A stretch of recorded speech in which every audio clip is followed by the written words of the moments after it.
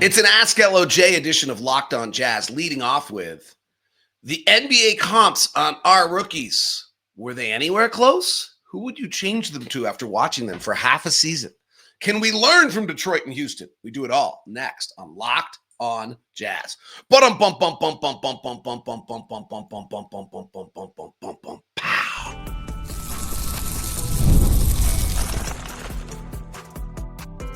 You are Locked On Jazz, your daily podcast on the Utah Jazz. Part of the Locked On Podcast Network, your team every day. How are you? I'm David Locke, radio voice of the Utah Jazz, Jazz NBA insider. This is Locked On Jazz, your daily podcast on the Utah Jazz, giving you insight, expertise, geeky numbers, and making it way better, hopefully making it way better to be a Jazz fan each and every day. Thank you so much for making Locked On Jazz your first listen of the day. We are free and available on all podcasting apps and on YouTube. All right, here's what we have. It's Ask LOJ. Always love it. Friday, great job by everybody. We will close with two very, very, very important questions. That's a tease. How good could this Jazz team be? It's a question that gets asked a lot. Do I see any of our players to be legitimate chance to be perennial all-stars or NBA players? We'll jump on that along the way. Can we learn from Houston and Detroit? What about our draft picks this year from Minnesota? The question is Minnesota and Cleveland. It's actually just Minnesota, but I'll explain in just a minute. And we start looking back at the draft reports. Are the comps of our young players right? And who would you change to? So the answer is probably not right. Collier is going to be the closest. But if we go back through it, Cody Williams on Kevin O'Connor's NBA draft, which I thought was really, I like the way he says it. He says shades of. And his shades were Jalen Rose, which I don't see at all. NBA Draft Net had Brandon Ingram or Lamar Odom. That is going to have to take some most incredible development from Cody. I find this one really, really hard. I think those three are terrible. Jalen Rose, because Jalen Rose was really a point guard who could handle and move it. Brandon Ingram, because he can score 25 points a night. And I don't see that coming from Cody. I mean, that's a developmental path that is beyond me. At this point, I think Cody Williams becomes, if he develops strength, and that's like, I mean, everything else is kind of there. Like there's a lot of pieces there, but they're all being restricted by his ability to the fact that he's not strong enough. And so I think that's a large part of it, or that's related. So right now I see Cody as a non-primary ball handler, second side offensive player who can drive to the basket, hit some gaps, hopefully hit some open threes, and be a long, good team defender and be a good open floor player. That's probably like, I really think the comp you want on him is a guy we're going to see tonight, which is Jaden McDaniels. Like if he could become Jaden McDaniels, I think that would be pretty great. Now, Jaden McDaniels, I think, is a little bigger and a little longer, and obviously bigger at this point, but also a little longer. I think he's 6'9" and 185 compared to Cody, who is sitting in at 6'8", 180. I mean, that's where, and I don't think Cody's really 180, but that's probably the comp I'm looking for, is the Jaden McDaniels type.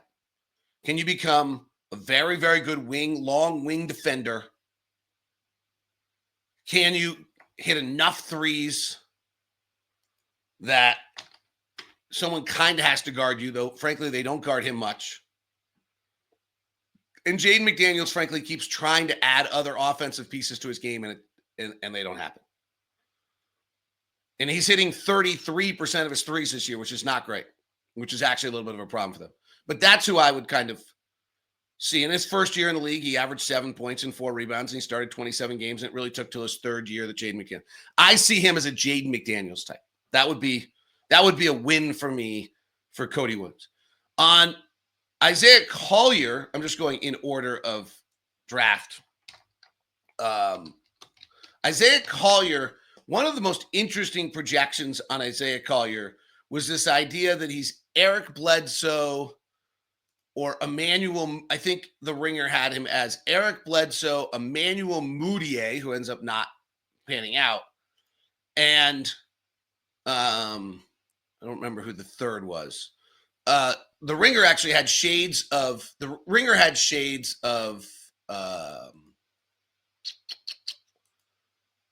Dion Waiters. And I don't think so, because he's not.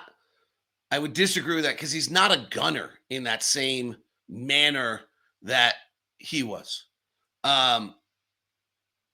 Scoot Henderson, Emmanuel Mudiay, Eric Bledsoe was the NBA.com's projection.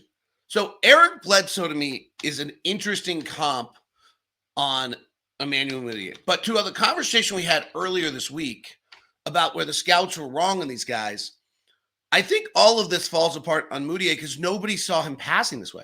Eric Bledsoe at his peak of his career averaged 6 assists a game, but I think passed second rather than first. Bledsoe did have a year in Phoenix where he averaged 20 points a game, 6 assists.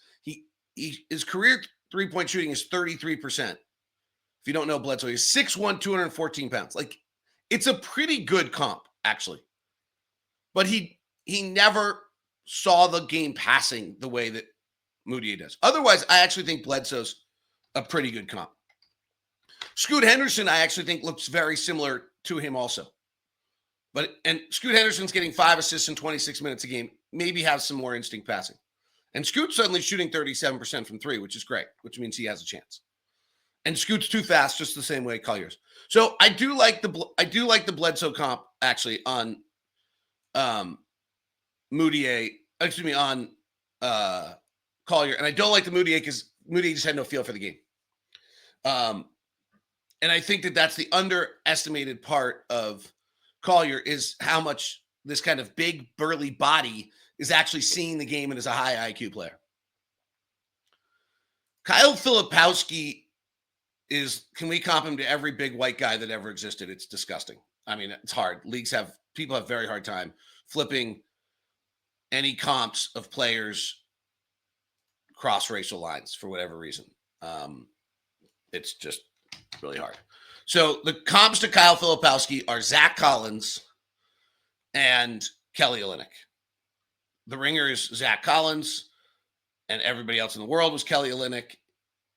And the NBA draft net was Isaiah Hartenstein. Here's the one thing where I think where Kelly Olynyk, I get it. And I actually understand the Zach Collins one. Kelly Olynyk one I actually get. They're both passing bigs. But Kyle can really rebound, and Kelly really can't. So that's where, to me, that comp goes away a little bit. And frankly, Kelly can really shoot. I don't know that Kyle can really shoot yet. And Kelly, I think, learned it. But the rebounding rate in his early part of his career by Filipowski of 21% on defensive rebounds is pretty good. And I think it will only go up.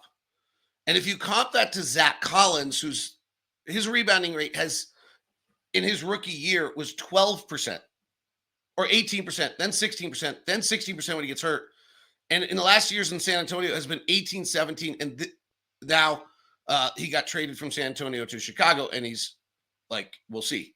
But his rebounding rate has not been that. Kelly Olynyk is truly one of the worst rebounders in the league at his position.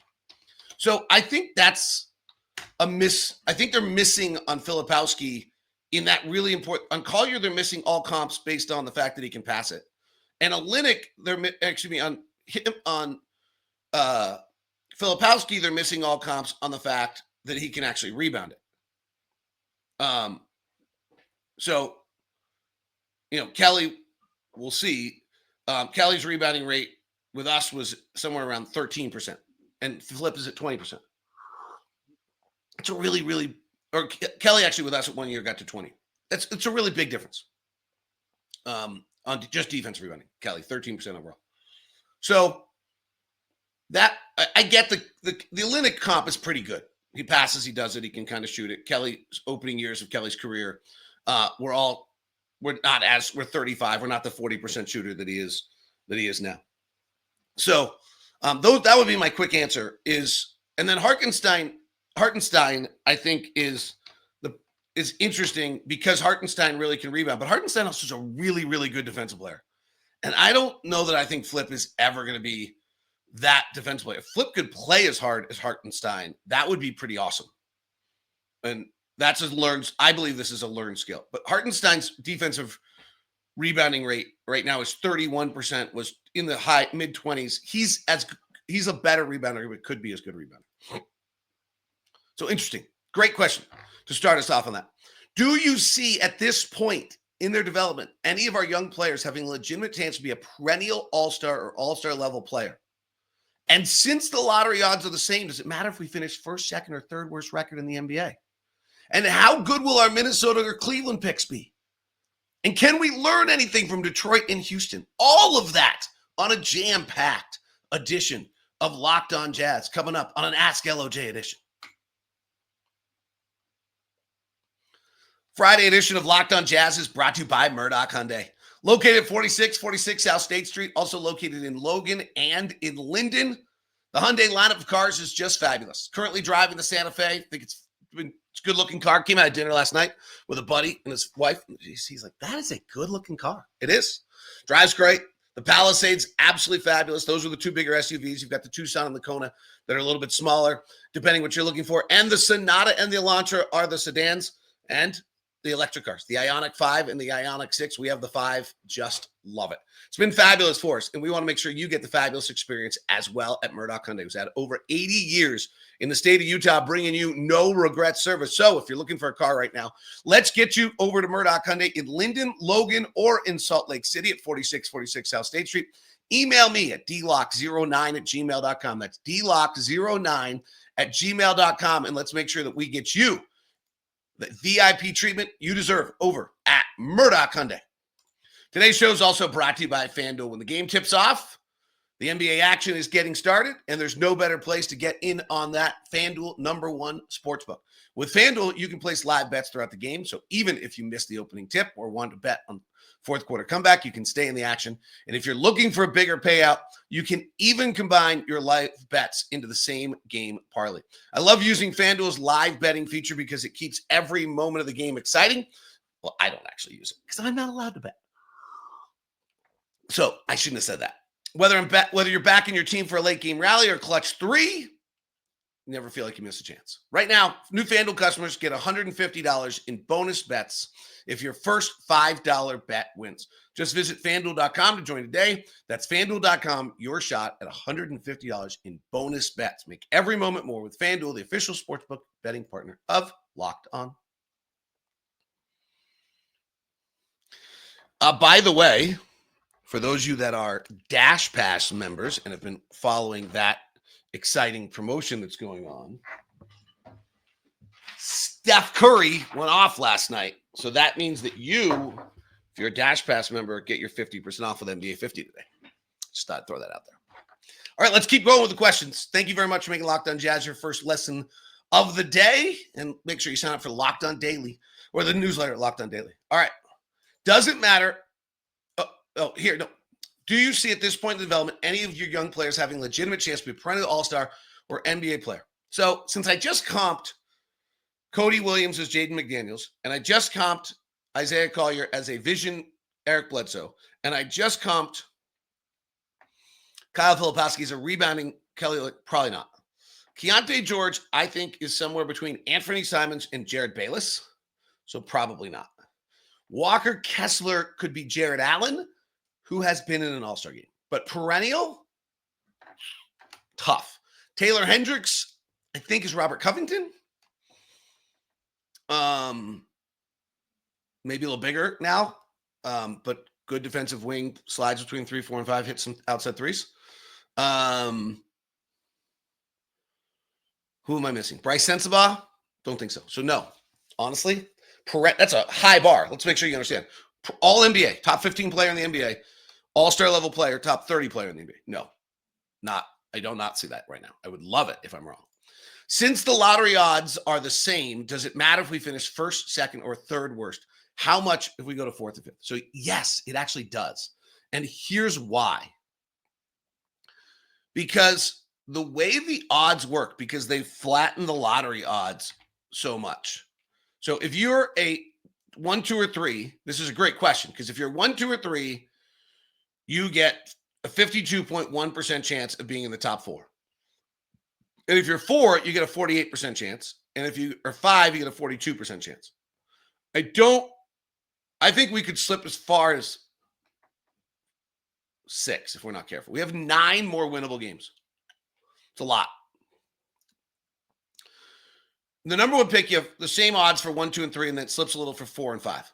Here's the problem. The way the odds work, your chances, if you're 1, 2, or 3, is nearly 48% chance that you're going to get knocked out of the top 4. Because it's so flat. And when you get knocked out of your spot and you get dropped by 2, or since 3 teams, I think, move up in the lottery, you can't drop more than, I think, 3, the way it works, more than 3 spots out of where you are. So as of right now, Washington's worst pick is 4th. And as of right now, Charlotte's worst pick is 5th. And as of right now, Jazz's worst pick is probably 6th, depending on the coin flip with Charlotte. So, or 5th. But because the chances are about as good as you staying as they are you dropping 2 or 3 spots, where you are actually matters.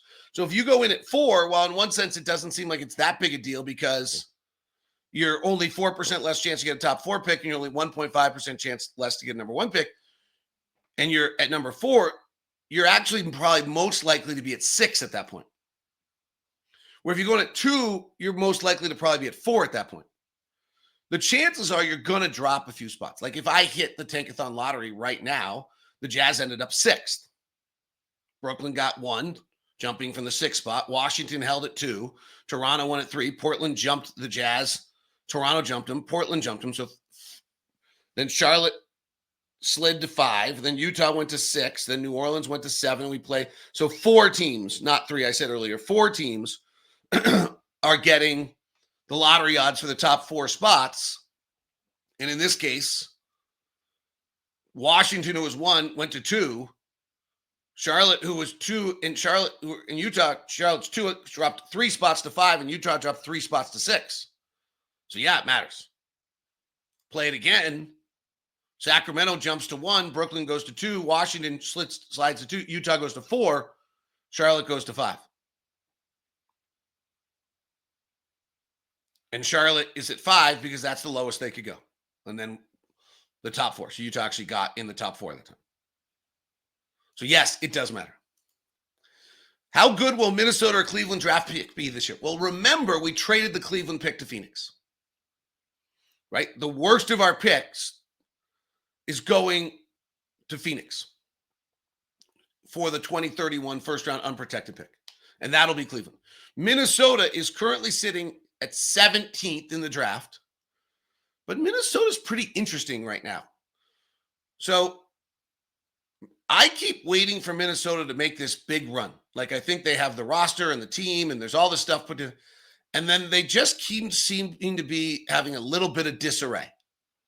So right now, Rudy Gobert's back has kept him out since All-Star break. And I think Rudy is the key to this team in many, many ways, because that's who they are in half-court defense, and they're great. And so Rudy Gobert has been out. He also is, I get Rudy's weaknesses, but I think Rudy's greatness is important. So Rudy is out with a back injury that he has a guy he works with in LA, and I'm sure he's probably on his way back. But he is there seems to be a lot of concern about this back injury to Rudy. And if it's something that's gone wrong, that's pretty catastrophic to them.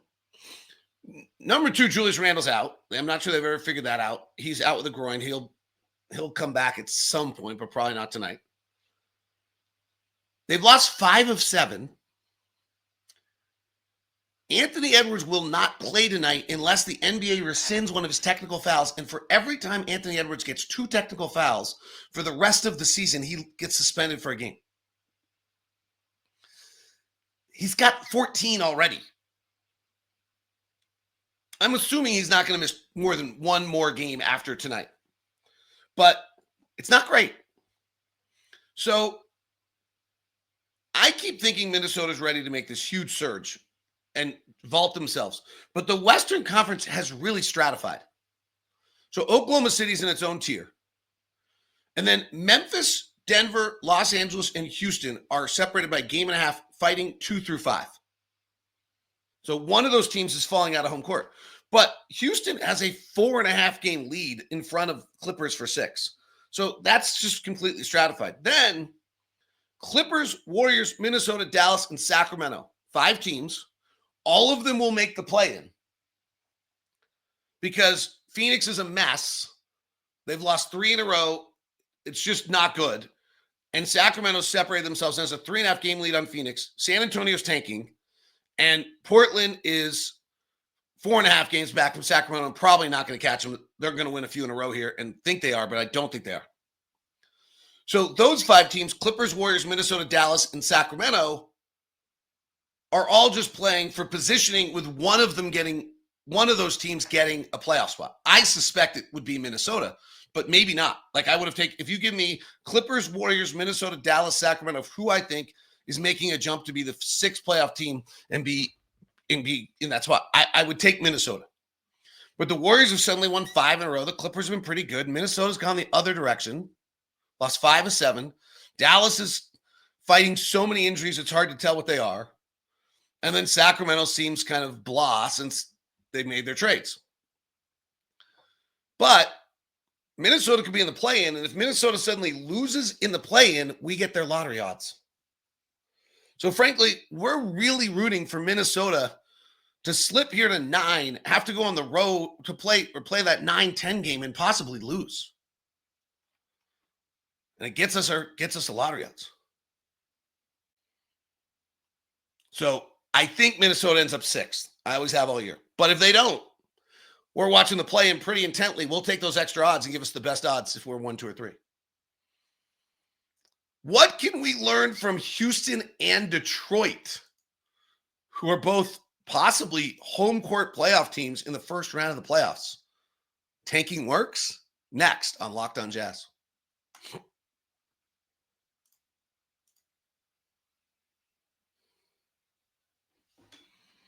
Thanks so much for making Locked On Jazz your first listen of the day. We are free and available on all podcasting apps, as well as on YouTube. Thanks so much. If you like the show, please subscribe. 5-star reviews are always appreciated. All right, let's look at Houston and Detroit.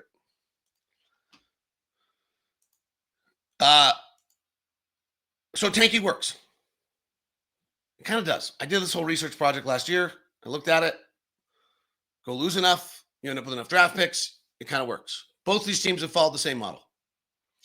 Houston traded James Harden, had some pieces, went on a 3-year losing skid of being one of the worst teams in the league with 17, 20, and 22 wins. 3 years of being not sort of bad, like really bad, like bottom 3 or 4, 5 team in the NBA. And when I say tanking, you got to be bottom 3 or you got to commit. You got to be bottom 3 or 4 team for 3 or 4 years. And if you do that, you'll end up making the playoffs. It works every time. And then they added Dylan Brooks and they added Fred VanVleet, and their young players started to develop. And they went to 41 wins, and they're now 37 and 22. So 5 seasons from the first year of their tank, 2021, 17, 20, 20. This is their 5th season. They're 37 and 22. And my only concern on them is I'm not sure they have a man. I'm not sure they have a guy. I think they're going to have to use all their young pieces to trade for Donovan Mitchell if he ever decides he wants out, or somebody of that sort. Just love to throw that out there. Or like when Giannis was supposedly available, they should have emptied the kitty. So that's their model. They drafted Jabari Smith. They got Alfred Şengün in a gift from Oklahoma City. They drafted Jalen Green, and they drafted Amen Thompson. And Amen Thompson is probably their best player now. And Jalen Green is trying to develop a new star. He's probably not there. And Jabari Smith is just kind of a player right now. And then they added the Fred VanVleet, Dylan Brooks veterans around him. So 3 years, and then they started putting in pieces. 3 ugly years. And they frankly, were close to having a real developmental problem with Jalen Green and almost tried to trade him. Detroit's cupboard was totally bare. They traded Reggie Jackson, Blake Griffin, and Andre Drummond and got nothing back. Their cupboard was totally bare. So they went 5 years, 20 wins, 23, 17, and 14. They were one of the bottom 5 teams in the league for 5 straight years. And that 1920 season, I'd have to go back and look, which is the first one of that one, might have been a year that started with Blake Griffin. It did. So that first one's not fair. They started the 1920 season with Andre Drummond, Blake Griffin, Reggie Jackson, and trying and realized, oh dear, it's over. This is not a good enough team, and then pivoted. So let's say that they really had 1, 2, 3, 4 years because their cupboard was totally bare. And then in this offseason, they spice in new coach, but they also spice in the veterans. Malik Beasley, Tobias Harris, Tim Hardaway Jr., not really high-level ones, but they splice them in. The truth is that Cade Cunningham comes into his own.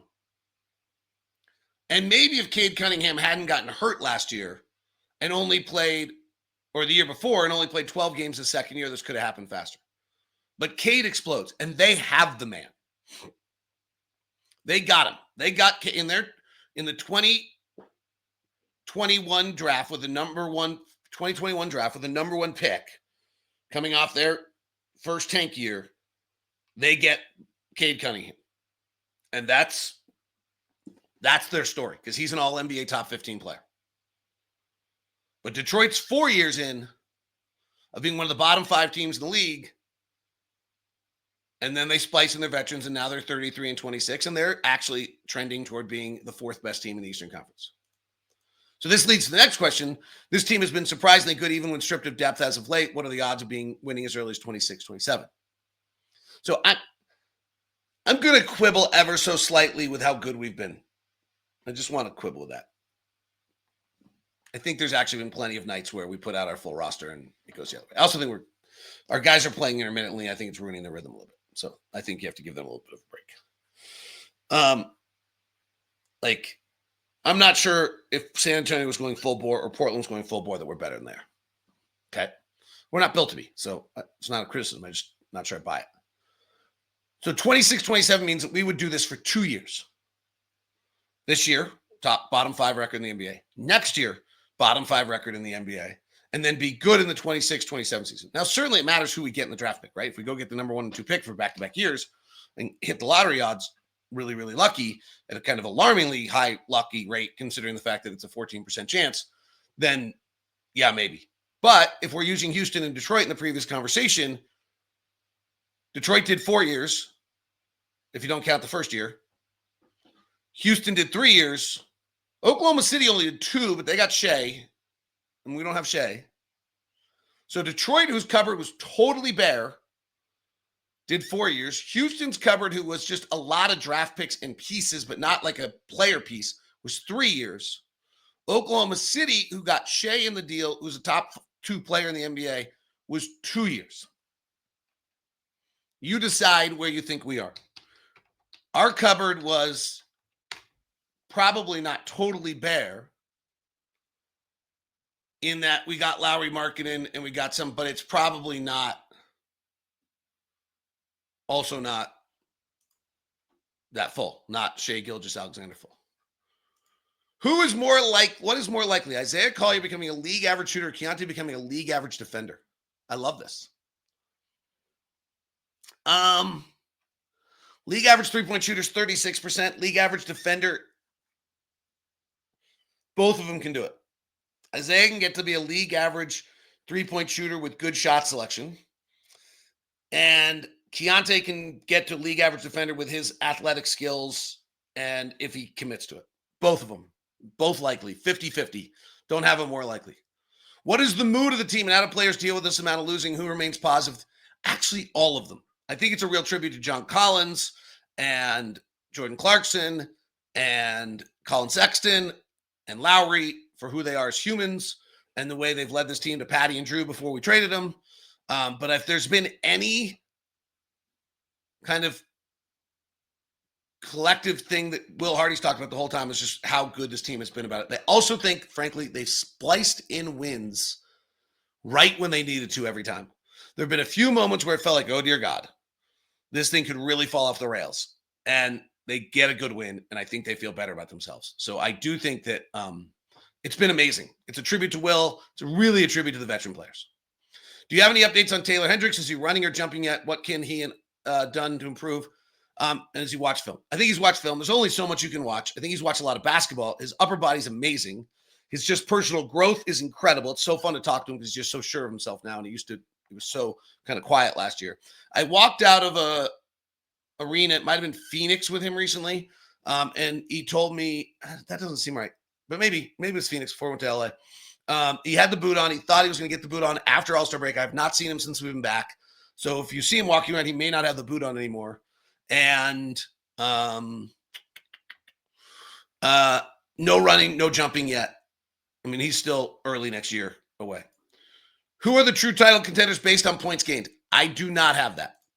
Points gained does not give you a good thing on title contenders.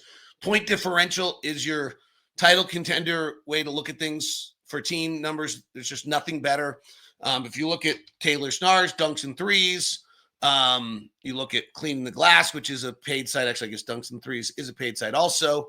And the Cleaning the Glass differential, or the NBA.com, Oklahoma City's plus 14, Cleveland's plus 12, Boston's plus 9. That would lead you to believe those are the three title contenders. I would tell you to keep an eye on Denver. I still think they're a title contender, but estimated, but that number is really the best one. Dunks and Threes is a little different.